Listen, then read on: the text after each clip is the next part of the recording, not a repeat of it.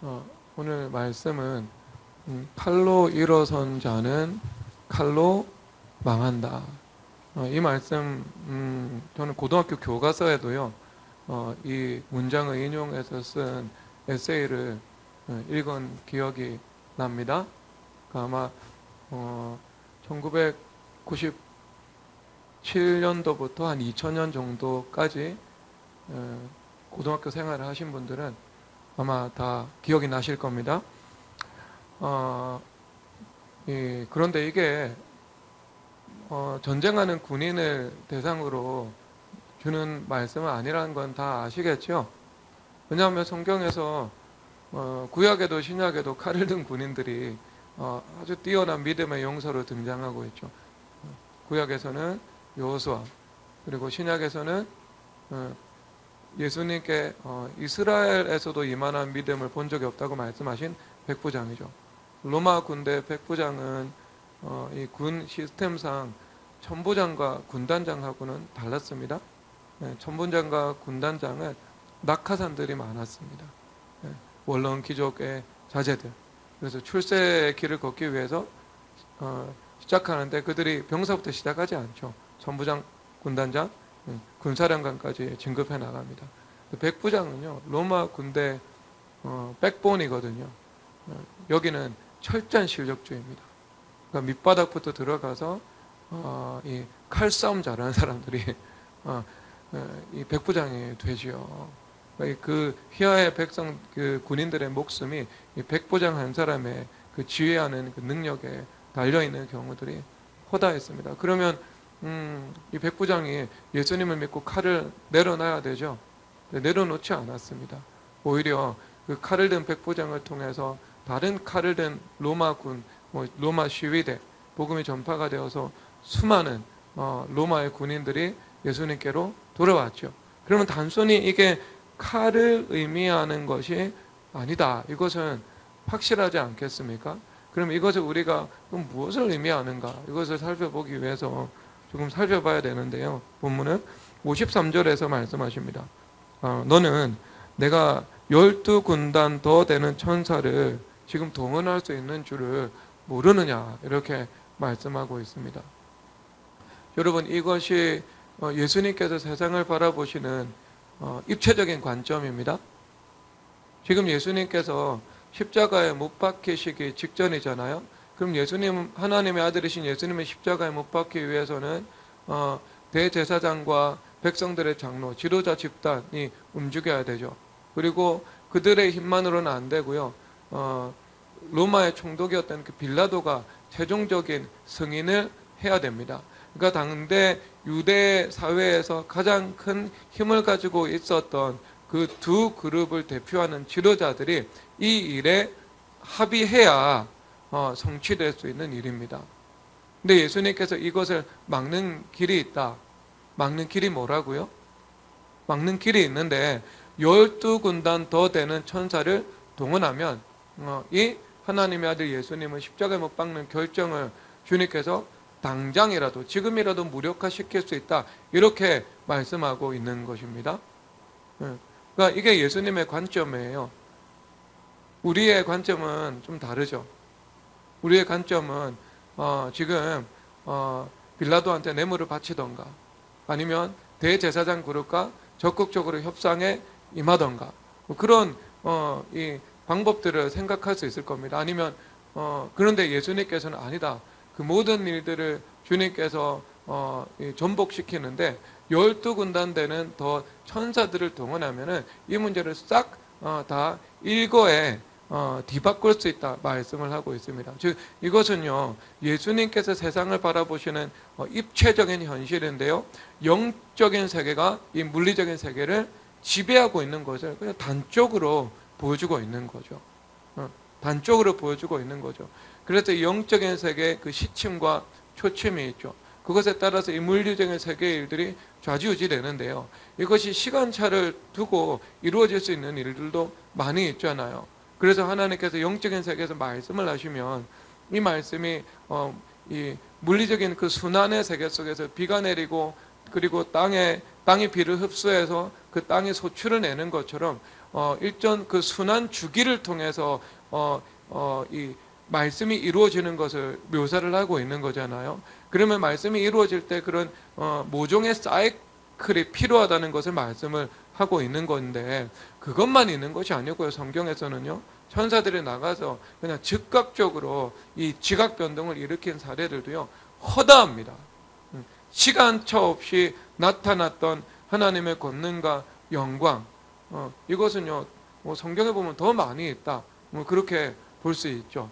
그렇죠? 대표적으로는 천사 하나가 나가서 18만 5천 대군 그날 밤에 싹쓸이 해버린 것, 뭐 그런 것들이 될 수 있을 것입니다. 즉 영적인 세계가 움직여야 물리적인 세계 속에서 반응이 일어난다는 거죠. 이것이 예수님께서 이 세상을 바라보시는 입체적인 관점이셨습니다. 왜? 하나님의 아들 다 알고 계시잖아요. 이 세상이 어떻게 움직여 나가는지 예수님보다 더 잘 아시는 분이 어디에 있어요? 사람 중에 예수님보다 더 잘 아시는 분이 어디에 있어요? 없잖아요. 예수님 하나님 창조의 지혜로서 이 설계 자체를 예수님께서 하셨는데요. 얼마나 예수님께서 잘 알고 계시겠습니까? 그렇죠? 그러니까 우리도 그런 예수님께서 움직여 나가시는 그 움직임에 동의하지 않으면은요, 그것은 그냥 아무리 2.0 이 몽골 그 유목민의 시력을 가지고 살아간다 하더라도요, 그 사람들 맹인하고 똑같은 거예요. 맹인하고 똑같은 거. 그렇죠? 그걸 우리가 알 수 있는 것은 하나님의 말씀을 통해서 입체적으로 돌아가는 현실을 아는 거, 뭐 이것이 우리가 이 빛 가운데 살아가는 그 보는 삶이다, 이렇게 말을 할 수가 있을 것입니다. 이 말씀을 한번 보세요. 그런데 주님께서 지금 이것을 뒤바꾸기 위해서 12군단 더 되는 천사를 동원할 수 있지만 지금 하지 않으셨다는 말씀이죠. 왜 하지 않으셨을까요? 이것은 하나의 이유 때문인데요. 율법의 완성 때문입니다.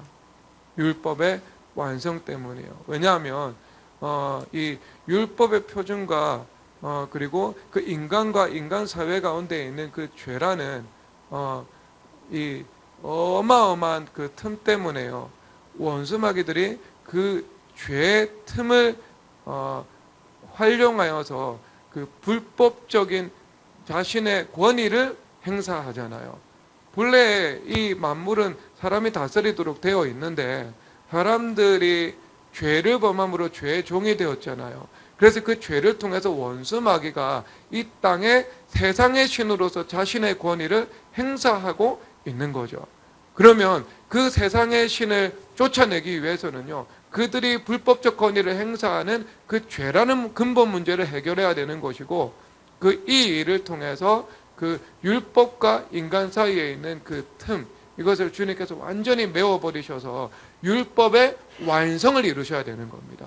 그래서 그 율법의 완성이라는 토대 위에서 죄와 사망의 통치는 무너지는 것이고요, 생명을 주시는 예수 그리스도의 통치가 새롭게 시작될 수 있기 때문인 것입니다. 그래서 이 시점에는요, 예수님께서 12군단 더 되는 천사를 동원해서 일하시는 시간이 아닌 거죠. 그건 언제요? 지금이죠.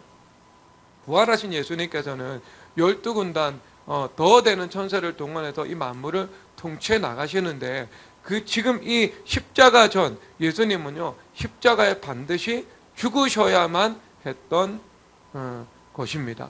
그래서 이때 주님께서 말씀하고 있는 것이 무엇인가? 칼로 일어선 자는 칼로 망한다. 칼로 일어선 자는 칼로 망한다. 주님께서 말씀을 하고 있죠.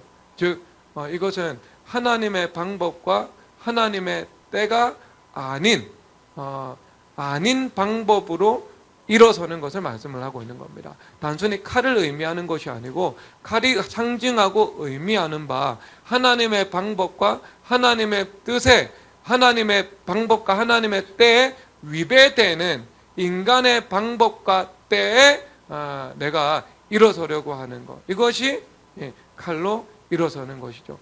그래서 하나님의 방법이라는 것은 예수님 말씀하셨어요. 12군단 더 되는 천사를 동원하실 수 있습니다.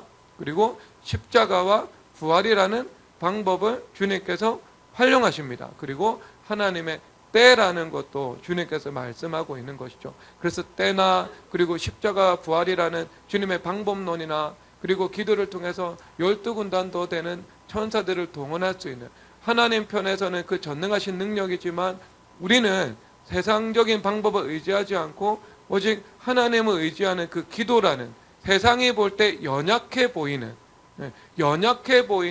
그 기도라는 방법과 통로를 통해서 하나님께서 일하시는 것을 경험을 하는 것이죠. 그러니까 그것과 상관없이 이루어지는 인간적인 그 방법과 토대로 우리의 삶을 건축해 나가고 우리의 삶을 세워 나가는 것, 이것이 칼로 일어서는 것이다, 이렇게 말씀을 하고 있습니다.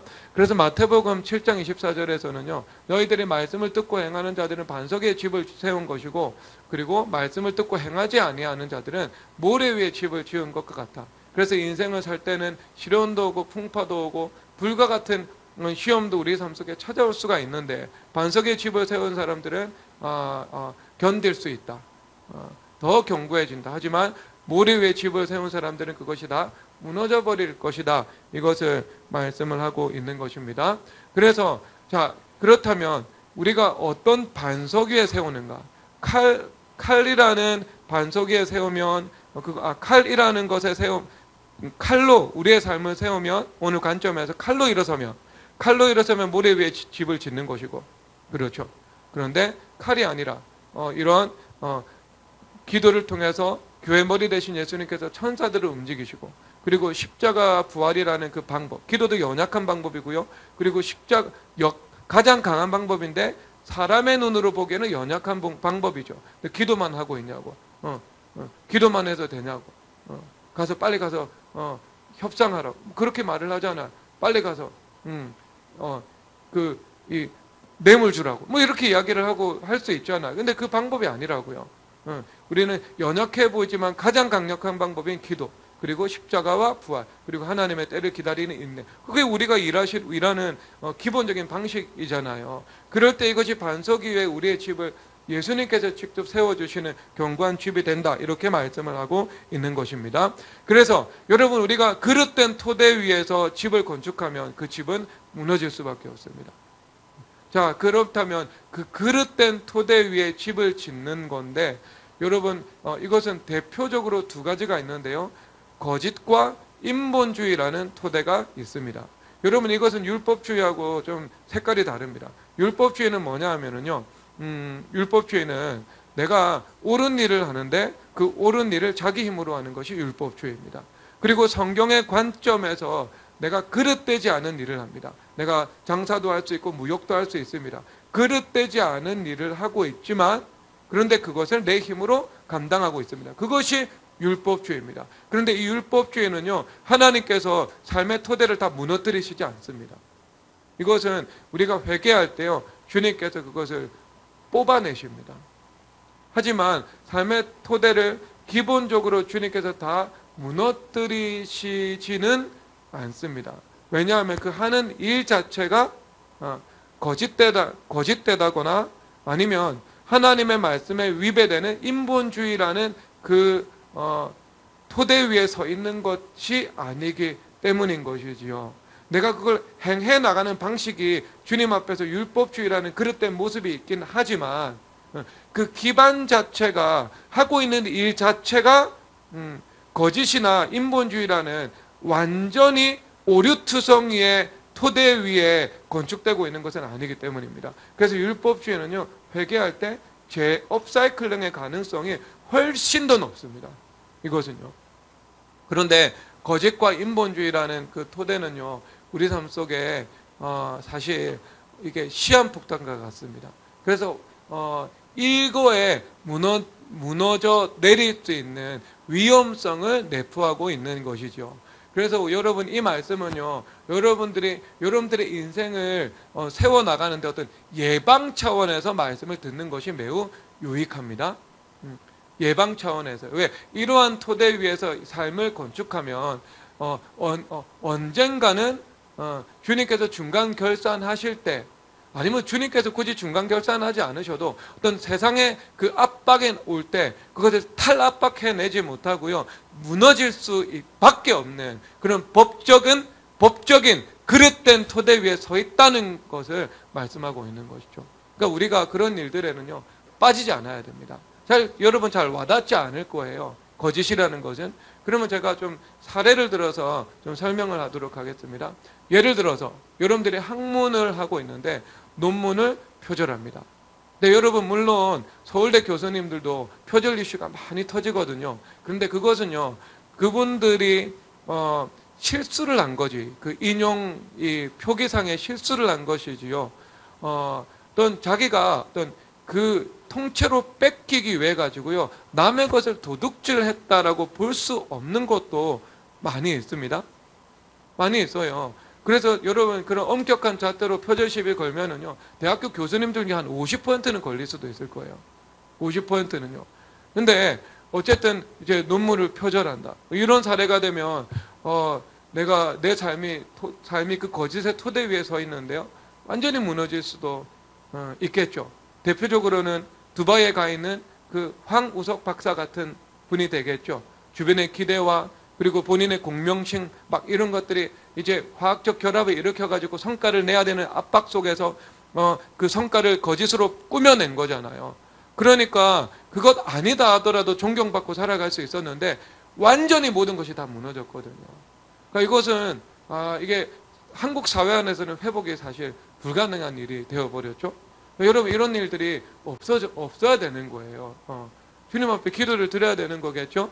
그리고 또 어떤 일을 될 수 있는가? 학력을 위조하는 일들. 학력을 위조해서 내가 스탠포드 대학교를 나왔다고 위조해서 내가 명성을 얻고 이 사람들에게 영향력을 행사하고 있습니다. 여러분, 이것이 전형적으로 모래 위에 쌓은 성이 되겠죠. 이것은 시간이 얼마 가지도 않습니다. 얼마 지나지 않으면은요, 완전히 무너져 버릴 일들이 또한 되겠죠. 그리고 여러분, 우리가 일상적으로 할 수 있는 일들도 있어요. 여러분들이 엔터테인먼트 회사에 딱 대표가 되었습니다. 그러면 이 H.O.T의 수익이 들어왔어요. 그러면 계약상 50대 50으로 나누지 않겠어요? 그런데 아무리 보니까 지금 5년 동안 차고 넘치도록 지금 수익을 제공했습니다. 나 때문에 복을 받았어요. 잘생기지도 않은 그런 사람들이 나와가지고 운이 튀어버린 거예요. 그런데 이거 보니까 내가 이 심혈을 들여서 키우고 있는 신호라는 이 아이돌 그룹이 있는데요, 그러니까 적자를 면치 못하고 있는 거예요. 그래서 내가 이 사업부의 적자를 좀 보존해야 되겠다 해가지고요, H.O.T한테 돌아가야 되는 합법적인 수익을요 전용해가지고요, 내가 그 신호라는 그 그룹의 적자를 보존하는 거죠. 여러분, 이런 일들도 우리가 일상의 삶을 그냥 일상적인 내가 기업을 경영해 나가면서 내가 충분히 기술적으로 거짓된 처리를 할 수 있는 일 중에 하나잖아요. 그런데 여러분, 그것도 마찬가지예요. 그런 거짓에 그 부분적이든 전체적이든 내 삶에 거짓이라는 이 토대 위에서 삶을 구축해 나오면은요, 언젠가는 그것이 드러날 수 있습니다. 문제가 될 수 있습니다. 그게 성경적인 거예요. 여러분, 또 여러분들이 공무원인데 그런 경우들 많잖아요. 인사권자가 불법적인 요구를 실무자들한테 요구를 해요. 그럼 그 인사권자이니까 내가 순간적으로 사리분별력을 잃어버리는 거예요. 그래서 그 불법적인 요구를 내가 받아들여서 서류를 조작해 버립니다. 그러면은요, 어떻게 돼요? 한 2년에서 3년만 지나면 정권이 바뀌잖아요. 그러면 장관은요, 감옥 안 가요, 어떻게든. 모르는 일이다 잡아뗀다고요. 그런데 실무자는요, 시켜서 한 일인데요, 무조건 예외 없이 감옥 다 간다고요. 근데 이것이 순간적으로 판단 미스한 거예요. 이런 압박들이 여러분 한 달, 두 달 오지 않아요. 그냥 하루 이틀 그것도 안 되는 시간에요. 내가 갑자기 불려 나가서 그거 조작해 버린 거예요. 아차 하는 순간에 마귀한테 엄청난 주도권을 삶 속에서 내어줘 버려 가지고요. 감옥 가는 공무원들이 어디 한두 사람입니까, 여러분? 그러니까 여러분, 우리가 막 깨어 있지 않고 주님 앞에 기도드리지 않고 내가 거짓이라는 이 뿌리를 내가 가지고 살아가고 있고, 그러다가 거짓의 문을 딱 한번 열어주면은요, 그 거짓이 내 삶 속에 들어와서 이 주도권을 행사하는 것이죠. 근데 여러분, 하나님께서 우리 삶 속에 그 거짓의 토대 위에 부분적이든 전체적이든 삶이 세워져 있을 때요, 주님께서 그 죄를 추적하셔서 이것을 드러내셔서 처리하십니다. 이것은 드러내셔서 주님께서 처리하신다고요. 반드시. 그러니까 이런 일이 없어져야 돼요. 없어져야 돼요. 여러분, 장발장 레미제라블을 보면 장발장이 자신의 신분을 세탁하거든요. 그래서 마들렌, 본인 위수 지역이 있습니다. 왜냐하면 도용수고 지금 추록한 상황이기 때문에요. 지금 보호 감찰 중에 있다고요. 그래서 특정 영역 밖을 벗어나면 안 되는데, 본인이 주교가 준 은식기 은초대를 팔아가지고요, 사업을 합니다. 그래서 그 사업이 대성공을 거두어가지고요, 마들렌에서 시장이 되죠. 그래서 그 시장이 되면서 그 도시가 번성하고 가난한 모든 사람들이 구제를 받고, 그래서 이 명성과 칭찬이 자자해집니다. 그러면 여러분, 상세가 되던가요? 지금 거짓 신분의 토대 위에 본인이 선한 일을 하고 있거든요. 그러니까 선한 일을 많이 하고 많은 사람들을 구제한다고 해가지고요, 본인이 서 있는 그 거짓 신분이 이 거짓 신분, 그 죄가 상쇄되지 않는다는 그 관점이 이 문학 작품 속에서 투영이 되고 있는 겁니다. 그러다가 어느 날 샹마티에라는 사람이요, 장발장이라는 오인을 받아가지고요, 법정에서 구속을 당해버립니다. 그러니까 그가 무기징역과 같은 이 무기징역 정도의 판결을 받고 죄가 없음에도 불구하고 도용수의 삶을 살아가야 하는 그 상황이죠. 그러면 장발장의 입장에서는 깨끗하게 정리되는 거예요, 자기가. 이제 완전한 마들렌 시장으로 누구의 의심도 받지 않고 새로운 삶을 자유롭게 출발할 수 있는 거죠. 그런데 장발장이 거기서 갈등을 하는 거죠. 갈등을 하는 거죠. 근데 그 갈등을 어떻게 표현을 하고 있냐면요, 빅토르 위고가 내가 마들렌 시장으로서 지옥의 삶을 살아갈 것인가, 그리고 아니면 내가 도용수의 삶으로 돌아가지만 거기서 천국을 살아갈 것인가. 그러니까 그 지옥인가 천국인가를 결정하는 게 뭐냐면 양심의 상태라는 거죠.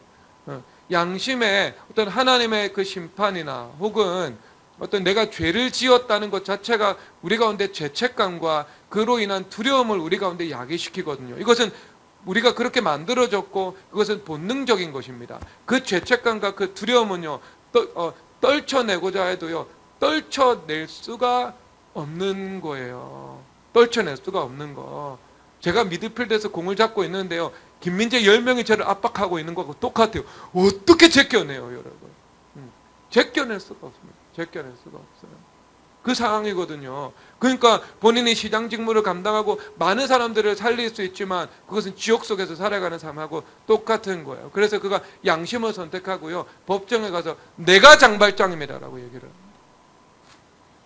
그래서 이게 다시 도용수의 삶을 선택하지만 그 안에 있는 그 진정한 자유를 본인은 선택을 하려고 했지요. 자, 지금 여러분, 이런 상황이거든요. 우리가 이 거짓이라는 토대 위에 삶이 구축되어 있을 때요, 그것이 죄책감을 주고 우리 가운데 두려움을 줄 수밖에 없습니다. 하나님의 심판과, 그리고 이것이 드러났을 때 내가 파장들 이런 것들이 있거든요. 그래서 우리가 처음부터 그것을 만들지 않아야 되지만 이미 삶 속에서 그 거짓이라는 뿌리가 구축이 되어 있죠. 그러면 어떻게 해야 되는가? 이것을 가장 빨리 극복하는 일들은요, 즉각적으로 주님 앞에 회개하고, 그리고 그것을 청산하고 처리하는 작업을 해야 되는 겁니다. 그러니까 거짓의 뿌리를 뽑고 정직이라는 새로운 옷을 입는 작업을 행해 나가야 되죠. 그러면은요, 이것을 내가 주님 앞에 먼저 나아간 일이기 때문에요, 먼저 먼저 거짓을 청산하는 일이기 때문에 주님께서 피해와 내상이 최소화될 수 있는 지혜로운 길로 주님께서 인도해 나가십니다. 그래서 내상이 거의 없거나 아니면 최소한의 내상을 입고 빨리 그것을 극복할 수 있습니다. 빨리. 그런데 여러분, 이 일들을 내가 그냥 내버려 두잖아요. 내버려 두잖아요. 그러면 이 거짓이라는 것이 어느 순간 확 이렇게 세상 속에서 드러나든 내 삶 속에서 드러나든 드러나 버리거든요. 그런데 그 드러나는 순간에는요, 내 인생의 위기가 폭풍처럼 찾아와 가지고요, 그 모든 토대를 다 무너뜨려 놓게 됩니다. 그래서 정말 폐허 속에서 내 삶을 재건하는 것과 같은 그런 일들이 이루어지게 되는 거죠. 그러니까 그런 일 없자고 말씀을 선포하는 거예요. 말씀을. 애초에 거짓의 토대를 여러분들 인생을 시작하고 기업을 시작하시고 이 젊은 여러분들은요, 만들지 않기를 주님의 이름으로 축복합니다. 만들지 않아야 돼요. 그래서 성경에서 악으로부터 나를 구원하옵소서 주기도문에서 말씀하고 계시잖아요. 그러면 악에서 구원해 달라고 하는 것은요, 지금 뭐 어제 기가 막힌 일이 벌어졌잖아요. 신림역에서 칼부림 사건이 일어났잖아요. 제가 그 기사 보면서 진짜 저절로 기도가 나오더라고요. 하나님, 우리 교회 성도들은 누구도 그런 일을 경험하지 않게 해주십시오. 이게 우리가 일상적으로 사는 장소자는 우범 지역도 아니고 밤도 아니고요. 저도 금요일 날 저기 지하철 2시간이나 타고 어디 갔다 왔는데, 우리가 지금 살아가는 일상적인 삶의 현장에서 일어난 일이니까 피부에 와닿잖아요. 더군다나 신림역 다니는 사람들은 얼마나 충격받았겠어요. 자기들도 그런 대상이 될 수 있는 건데.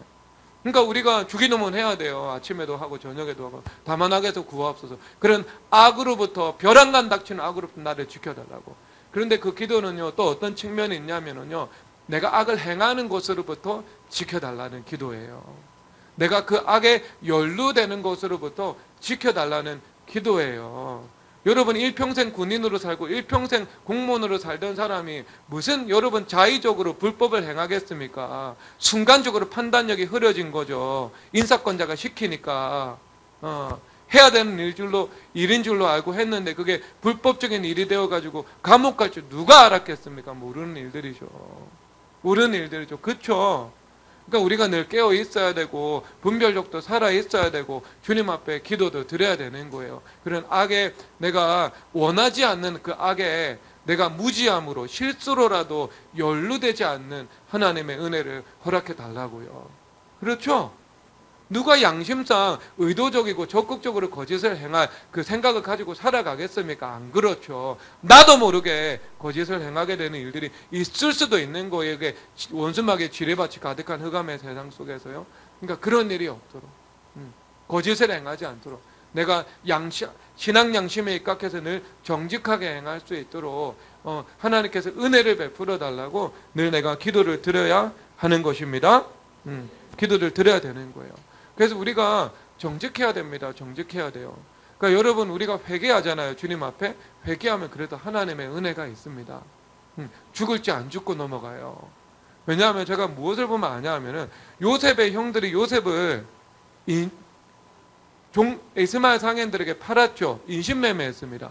그런데 가만히 보니까 신명기 율법 신명기 24장 7절에서 보니까요, 인신매매하는 자들은요 사형입니다.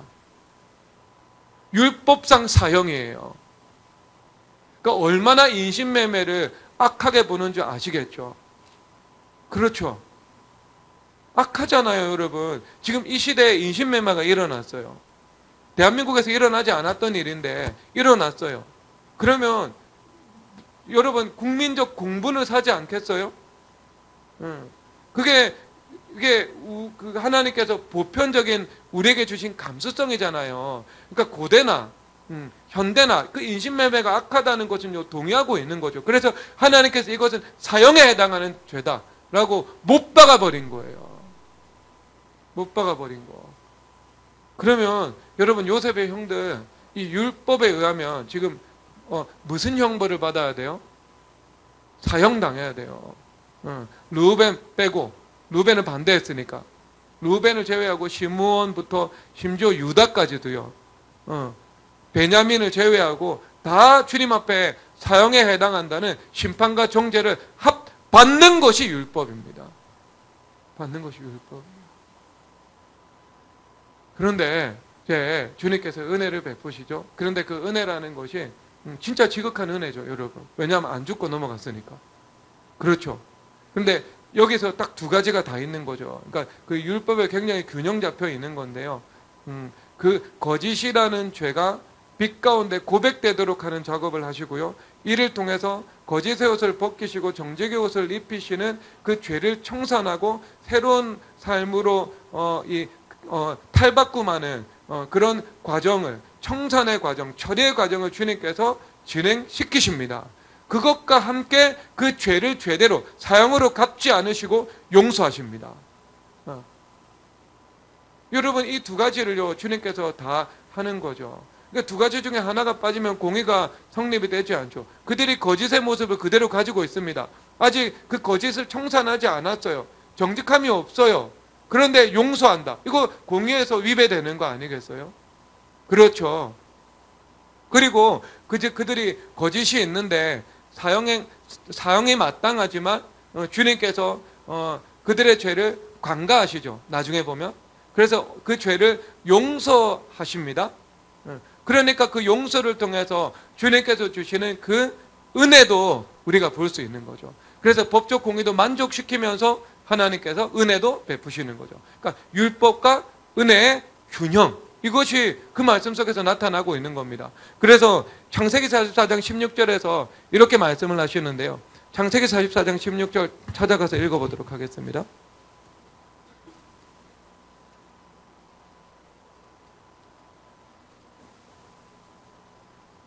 창세기 44장 16절 읽겠습니다. 시작. 유다가 말하되 우리가 내 주께 무슨 말을 하오리까? 무슨 설명을 하오리까? 우리가 어떻게 우리의 정직함을 나타내리까? 하나님의 종들이 죄악을 찾아내셨으니 우리와 이 잔이 발견된 자가 다 내 주의 조회가 되겠나이다. 아멘.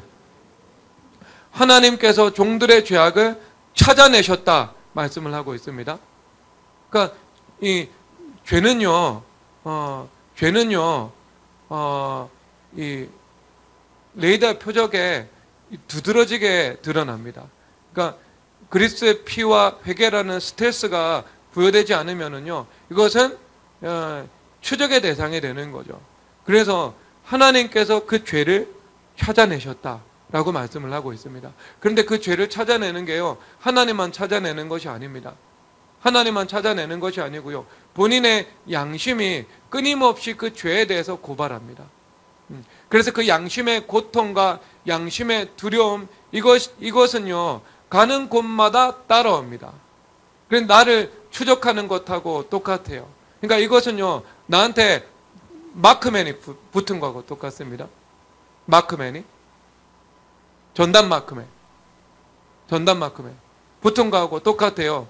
아니 뭐 대한민국의 아르헨티나하고 축구를 해요. 그러면 메시 같은 사람이 있으면 뭐 해야 돼요? 전담 마크맨 붙여야 되잖아요. 계속 따라다녀야 됩니다. 어디까지? 화장실까지. 어디까지? 라커룸까지. 그러니까 화장실에도 따라오고 라커룸에도 따라오고 내가 가는 모든 곳에 따라오는 것이 양심이에요. 그래서 그 죄를요 내 안에 있는 양심이 추적합니다. 그리고 또 뭐가 추적해요? 회개하지 않는 그 죄는요 누가 주도권을 가지고 있는 거죠? 죄의 종이라고 말씀을 했으니까 원수 마귀가 주도권을 행사하는 겁니다. 마귀도 따라다니는 거죠. 그렇죠? 그리고 하나님은요 그 죄에 대한 재판관이 되시잖아요. 그러니까 하나님도 그 죄를 추적해 나가시는 거죠. 그러니까 회개하지 않은 그 거짓의 토대 위에 있는 죄가 이만큼 파괴적인 거예요. 파괴적인 거. 주님께서는 은혜를 베푸시기 원하시거든요. 은혜를. 그런데 여러분 지금 은혜 베푸실 때가 다가온 거예요. 20년이 지난 이후에 지금 형들이 지금 요셉 앞에서 뭐를 하고 있는 거예요? 죄를 고백하고 있는 거예요. 하나님께서 우리의 죄를 찾아내셨다고 죄를 형제들 앞에서 고백하고 요셉 앞에서 고백하고 있는 거예요. 그러니까 그들이 거짓에서 정직으로 영의 본질이 바뀌고 옷을 갈아입고 내면의 탈바꿈이 이루어지는 시간이 바로 그 시간이었던 겁니다. 회개의 시간이었고 죽음과 부활의 시간이었던 겁니다. 거짓의 옛사람이 사라지고 정직한 새 사람으로 본 어게인하는 시간이었던 것이죠. 그러니까 하나님께서 그 고백과 함께요, 주님께서 용서하시는 거죠. 사실상 여러분, 그들은 사형을 당해야 되는데, 인생 속에 위기 아닌 위기가 지나간 거예요. 그렇죠. 시험 아닌 시험이 지나간 거예요. 이게 무슨 위기고 이게 무슨 시험이에요. 왜냐하면 요셉은 이미 용서했고 형들의 태도가 어떠한지 한번 저울에 달아보기 위해 가지고 그들을 한번 테스트를 한번 해본 것이죠. 그런데 조금 더 요셉의 마음에는 그들에게 복수를 하거나 감옥에 보내거나 아니면은 뭐 그들에게 환란을 주거나 하고 싶은 생각이 요셉의 아이디어에서는 조금도 없었습니다. 그렇다면 이게 시험이에요, 아니에요? 시험 아니죠. 위기예요, 위기 아니에요. 우리가 보니까 위기 아닌 거 아니에요. 그러니까 시험 아닌 시험, 위기 아닌 위기로 갈무리가 된 겁니다. 이거 은혜 아니에요? 죽을 죄인데, 율법에 의하면 사형당해야 되는데, 이분들은 죄송합니다. 우리 선배들이거든요. 이분들입니다, 여러분. 천국 가서 제가 사과할 일이 하나 생겼네. 돌아다니면서 신문 선배님 죄송합니다. 레위 성내님, 제가 죽을 죄를 졌습니다.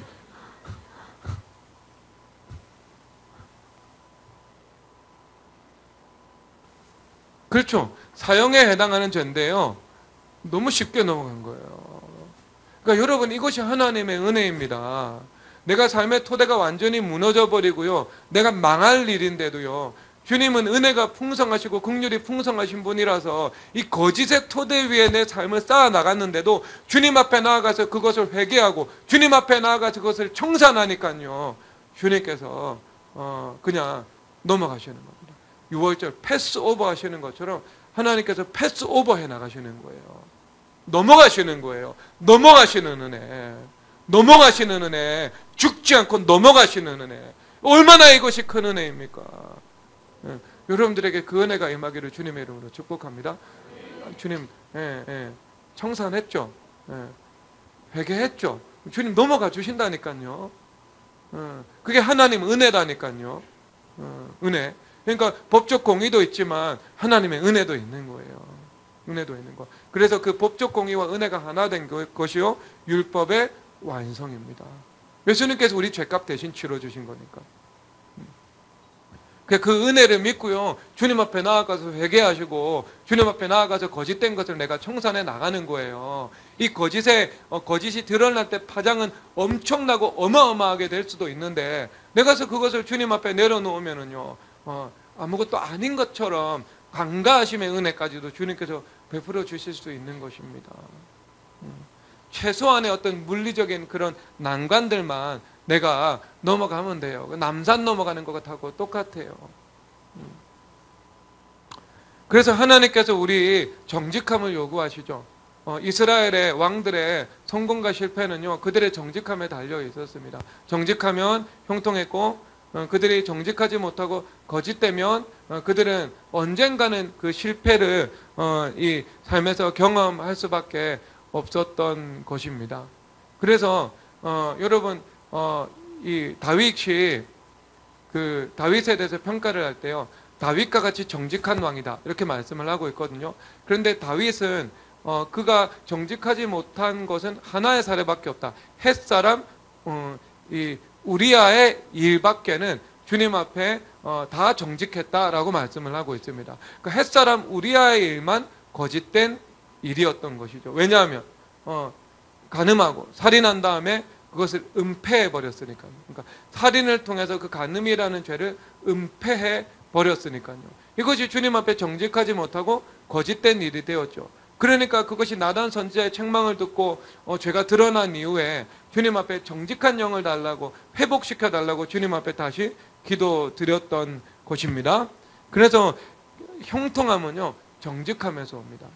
그리고 거짓은요, 우리의 삶의 실패의 이 전주곡처럼 우리 가운데 임하게 되는 것이지요. 그래서 여러분, 이 정직에 대한 잠언의 말씀이 많이 나오는데요, 잠언 2장 7절에서는 이렇게 말씀을 하고 있습니다. 그는 정직한 자를 위하여 완전한 지혜를 예비하시며 라고 말씀을 하고 있습니다. 그러니까 완전한 지혜를 주님께서 예비하신다. 책을 1만 권 읽었고 그 다음에 IQ가 150 넘어가는 사람들에게만 완전한 지혜가 임하는 것이 아니죠. 그 완전한 지혜가 정직한 사람에게 임한다. 주님께서 말씀하고 있습니다. 네, 여러분 이 말씀을 믿으셔야 됩니다. 왜냐하면 하나님께서 이 말씀으로 온 천하 만물을 경영하고 있기 때문에요. 이 말씀에 합당한 사람은 이 말씀에 합당한 복을 받고요. 이 말씀에 위배되면은요, 언젠가는 그 위배된 거짓과 인본주의의 대가를 치르게 됩니다. 회개하고 청산하면 치르지 않게 되는 거죠. 은혜가 임하게 되는 것이죠. 왜냐하면 그건 법적 공의라는 속성 때문입니다. 그러니까요. 자, 그래서 이렇게 말씀하시죠. 시편 84편 11절. 여호와 하나님은 해요 방패이시니 여호와께서 은혜와 영화를 주시며 정직하게 행하는 자에게 좋은 것을 아끼지 아니하실 것입니다. 내가 좋은 것을 얻기 위해서 수단과 방법을 다 가리지 않고 추구하는 사람들에게 좋은 것을 아끼지 아니하신다라고 말씀하지 않습니다. 말씀하지 않으시죠. 내가 정직한 삶을 살아가면 정직하지 못한 사람들에 비해서 내가 포기해야 되는 것도 있고, 내가 취할 수 없는 것도 있고, 내가 걸어갈 수 없는 걸어갈 수 없는 길도 있고, 내가 붙잡으면 안 되는 기회도 있는 것이지요. 그런데 그것을 다 내려놓고 정직함으로 좁은 길을 걸어가는 사람들에게 하나님께서 좋은 것을 아끼지 않고 주시고 또 주시고 주시고 또 주신다. 주님께서 말씀하고 있습니다. 여러분, 주님께서 좋은 것 아끼지 않고 주시는 것 경험하고 싶지 않으세요? 아끼지 않으신대요. 아끼지 않으신대요. 주시고 또 주시고 주시고 또 주신대요. 그런데 어떤 사람에게요? 다윗처럼 정직한 길을 걸어가는 사람에게요. 사울을 2번이나 죽일 기회가 있었지만 그것을 주님 앞에 맡기고 내가 인본주의적인 방법을 통해서 왕권을 차지하지 않겠다라고 생각하면서 죽이는 것을 내려놓았죠. 이것이 다윗의 정직함이 가장 빛난 순간이었습니다.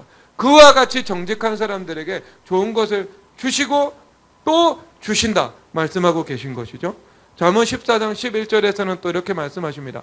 악한 자의 집은 망하겠고 정직한 자의 장막은 흥하리라 라고 말씀을 하고 있습니다. 이것도 세상 사람들이 가지고 있는 인본주의적인 사고방식에 호환되지 않지요.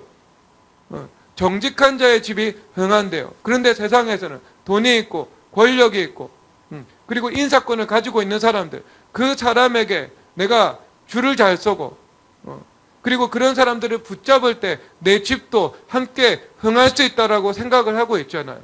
그런데 여러분, 사람에 매이면 하나님께서 주도권을 잡으실 수가 없습니다. 왜냐하면 여러분, 느부갓네살 왕이 최고의 권력자였지만 다니엘의 세 친구들이 느부갓네살 왕에게 매이지 않았잖아요. 그렇죠?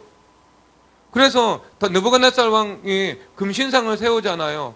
절하지 않으면 풀무불에 들어가리라. 그런데 나중에 이분들이 절하지 않았습니다. 불러요. 부른 다음에 아주 인자하게 이야기합니다. 사드락과 메삭과 아벳느고야. 여러분, 그 천하의 최고의 권력자가 한 사람 한 사람 이름을 부르면서 너 나한테 절하라. 그러면 내가 용서해 줄게. 이야기를 하고 있습니다. 원수막의 강원 양면 작전이죠. 강하게 나오면은요, 쉽죠. 우리도 강하게 나가면서 거부할 수 있는 명분이 생기니까. 그런데 부드럽게 나옵니다. 회유 작전이에요. 밥을 사주면서 나한테 그릇된 것을 요구합니다. 그러면 내가 강하게 나올 때는요, 내가 거부하는데요, 부드럽게 나오니까요, 내가 거부할 수 있는 그 동력을 내 안에서 상실해 버리는 거죠. 동화될 수도 있는 것이고. 그런데 그것에서 예수님 믿는 사람들은 주의해야 되거든요. 마귀들은 강원 양면 작전을 펼치면서 나오거든요. 그런데 그때도 굴하지 않고요, 우리는 왕의 신상에게 절하지도 않을 것입니다. 죽을지라도 절하지 않을 것입니다. 그렇게 이야기를 하고 있잖아요. 여러분, 우리는 사람에게 매이지 않습니다. 세상에 있는 세상에서 하나님께서 우리 사회 가운데 나의 위치와 질서를 주시고 마땅히 행할 의무가 있고 책임이 있고 순종해야 순종해야 되는 법이 있잖아요. 그렇죠. 그런데 그것이요, 성경에서 말씀하시는 제자 되고 제자 삼는 속성하고는요, 다른 거예요. 다른 거예요, 여러분. 세상 사람들이 하나님의 마음으로 말해요. 하나님의 방법을 이야기를 해요. 하나님의 뜻을 전해요? 그거 아니잖아요. 그것은 하나님께서 정해주신 그 사회 안에 위치와 질서랑 법도상 내가 의무와 책임을 잘 감당하는 거예요. 하지만 내가 사람에 매이는 것은 아니죠. 내가 합당한 존경할 자를 존경하라고 말씀하고 있기 때문에요. 하나님의 말씀에 입각해서 내가 합당한 존경심을 내가 보여야 돼요. 보여야 돼요. 그런데 여러분, 하나님을 대적하는 사람 좋아할 거예요? 하나님 좋아하는 사람의 하나님을 대적하는 사람의 팬덤이 될 거예요? 하나님 대적하는 사람들의 정서적인 지지자가 될 거예요? 목에 칼이 들어와도 그건 못하죠. 그냥 사회 안에서 하나님께서 정해주신 위치와 질서에 합당한 예의와 존경을 내가 갖추는 거예요. 그것도 마음의 진실됨을 가지고 하는 거죠. 하지만 그것이 어떤 약간 한 끗만 어긋나가지고요. 한 끗만 어긋나면은요, 우상숭배됩니다. 한 끗만 어긋나면은요, 그 사람에 매여버려요. 그 사람이 내 운명을 좌지우지할 수 있는 것처럼 생각해요. 누가 그래요, 여러분? 누가 그래요? 우상은 우상의 역습으로 다가오는데, 언제나. 그렇잖아요. 애굽의 10대 재앙, 출애굽 10대 재앙, 모두 우상의 역습입니다. 우상의 나를 배반한 거예요. 그럴 수밖에 없습니다. 그럴 수밖에 없어요. 그러면 우리가 만약에 사람에 매이지 않고 사람에 대해서 죽어요. 그럼 자유하죠. 그 자유하면은요, 누가 주도권 잡으시죠? 예수님께서 주도권 잡으십니다. 내가 사람에 매여 있고 사람에 대해서 죽지 못하면은요, 그 사람이 주도권을 잡던가 아니면 원수 마귀가 주도권을 잡을 수밖에 없습니다. 그러면 하나님께서 우리가 예수님의 성품을 가지고 올바른 길로 걸어가도록 만들기 위해서는요, 그 한계가 드러나게끔 주님께서 만들어 나가실 수밖에 없어요. 그렇게 하지 않고서는요, 주님 앞에 돌아올 수가 없어요. 빛을 따라 살아갈 수가 없는 거죠. 그래서 흑암에 매여 있는 영역이 되죠. 원수 마귀가 좋은 것 자체를 주시지 않지만 주님께서는 그것을 드러내셔서 풀기를 원하시는 거죠. 심지어는 아브라함이 이삭을 우상 숭배하는 것도 주님 기뻐하지 않으셔서 주님께서 시험 허락하시잖아요. 하물며 하나님께서 약속의 실체로 주신 것도 주님께서 그것을 원하지 않으신다면 약속과 두고도 상관이 없는 건데, 여러분들이 세상 사람에 매여서 살아가고 그 사람이 내 운명을 좌지우지하는 것처럼 살아간다면 주님께서 은혜를 베푸시겠어요? 은혜를 못 베푸시죠. 원수 마귀가 주도권을 잡고 있는데 사람에 대해서 죽어야 됩니다. 사람에 매이지 않아야 돼요. 그래야 내 안에 예수님께서요, 자유롭게 일하실 수 있습니다. 자유 속에서요. 그래서 여러분 어때요? 우리는 어떤 사람을 정직해야 되겠죠. 그래서 정직한 자의 집은 흥하리라 주님께서 말씀하고 있는 겁니다. 하나님 앞에서, 사람 앞에서, 말씀 앞에서 내가 정직한 태도로 살아가는 것이지요. 그런 사람에게는요, 하나님과의 관계에서도 은혜를 베푸시고 사람과의 관계에서도 그 정직한 사람으로, 때로는 시험과 대가를 치를 수 있으나 하나님께서 그 삶 속에 반드시 부활의 예수님께서 승리할 수 있는 은혜를 베풀어 주십니다. 자, 잠언 2장 21절에서는 이렇게 말씀하시죠. 대저 정직한 자는 땅에 거하며 완전한 자는 땅에 남아 있으리라. 그래서 여러분, 최종적인 승리자는요, 정직한 사람입니다. 정직하지 못한 방법으로 내가 살고 일하고 사업하고 살아가죠. 내가 땅을 차지할 수도 있고 땅의 기업을 얻을 수도 있지만 그것은 영원한 것이 되지 못한다.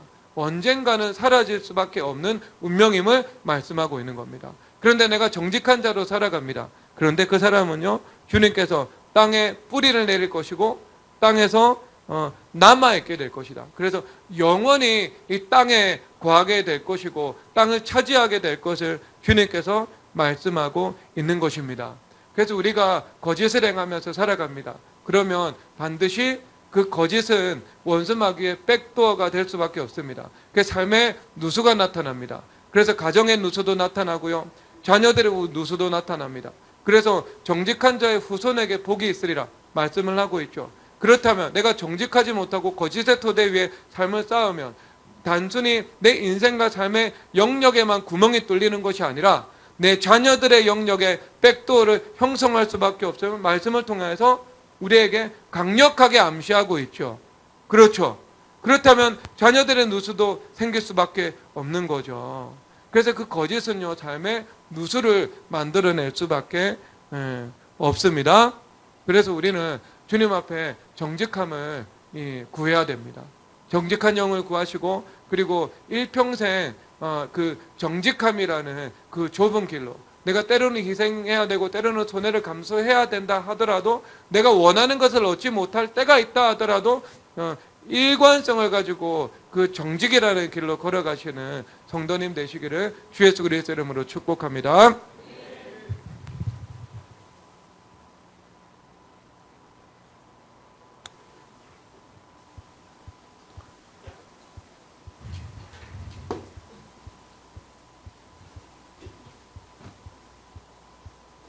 찬송하도록 하겠습니다. 주를 앙모하는 자 올라가 찬송하겠습니다.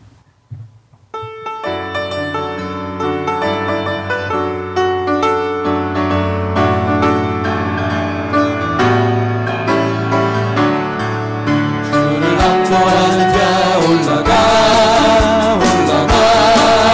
독수리 같이 모든 싸움에게도 근심 걱정 벗어두고